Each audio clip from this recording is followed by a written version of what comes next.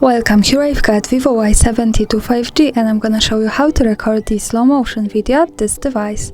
So let's start by tapping on the camera button to open it, and for now we are on standard photo mode. Let's change it by using this settings bar and just simply going to the right to more. Here we get access to more modes of this camera. One of them is the slow motion, so let's pick it.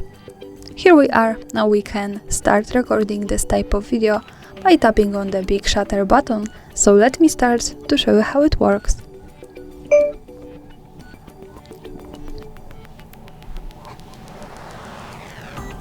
And now let's stop by tapping again on shutter button to see the video. Let's move to the left one that follows us straight to the gallery.